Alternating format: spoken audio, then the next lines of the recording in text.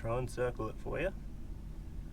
That, just the end of the bolt you can see there, that's one side of the fuel filter. So that's hidden right underneath this intake manifold.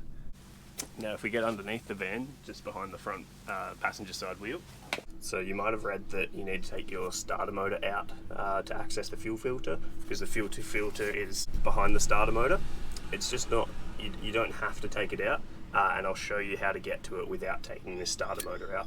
In the middle of the screen there, tucked up in there, that's your fuel filter. Looking at the engine bay from the passenger side, this little hole here, that's where your access for your tool is going to be. So if you grab a 17mm ring spanner, undo it, and that's what you should pull out of the front there. So you get your banjo bolt, there's a washer that'll be on one side of the hose, and there'll be a washer that'll be on the other side of the hose, so make sure you don't lose that one. And before you jump underneath, you want to have a 17mm socket, an extension, this is about 30 centimeters or a foot, and some kind of driver. You will also need for the clamp a 10mm socket, an extension, universal joint, and a driver. Just above the starter motor, this little loop here, I'll try and put it in the center of the screen. You want to feed your extension through there and then put your socket on once you've got it on the other side, because the socket's too big to fit through there. Once you've got it through there, you can then get it onto your fuel filter, which you can just see in the middle of the screen there pretty much. Once you've got that banjo bolt loosened just a little bit, you can just do the rest by hand, obviously making sure not to lose those two washers again. Now that both the banjo bolts have been undone, we can undo the clamp, and I'm running extra extensions here. You could probably get away with 20 to 25 centimeters if you're lucky. I've got about 35 centimeters here. Yeah, that's about as good as I'm going to get. I'll try and circle that if I can.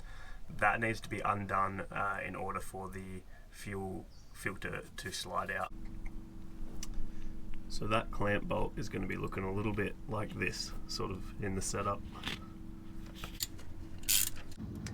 And with that clamp loosened off, we can reach up above the starter motor, just to the front of the starter motor where the fuel filter is, and slide it out towards the back of the van. Good idea to have a rag or a container waiting underneath, because it'll have some fuel left over in it. Alrighty, so just to show you the ends here, the one that's come off of it, the Ryco Z440, has lots of positions that you can put your fuel hose into. This one here that I'm going to fit, same filter, just has a different way of accepting the hose. So these ones here are definitely easier to fit in my experience. These ones here you have to line up where the hose goes. We'll put a bit more care into that. So fitting is basically the reverse order, so we're going to chuck this back up there. This larger end of the filter is towards the back of the vehicle. Now grab your 10mm and your extensions with the universal joint on there and tighten up the clamp. Hopefully your filter came with some new washers to replace. Otherwise, you're probably fine to use your old one. Starting off by hand tightening. Up there I've got my 17mm socket on the banjo bolt, holding that over here.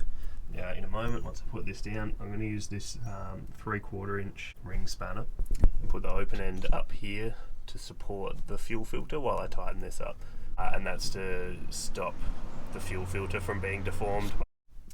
And now I've done the bottom, we can come do the top. So same as before, I've got the 3/4 inch spanner there sitting on the fuel filter side. I'm going to put the banjo bolt in by hand, and then we'll do it up with the 17mm spanner. There's one last extra important thing to do. Back to our fuel. Do it up. And you're done.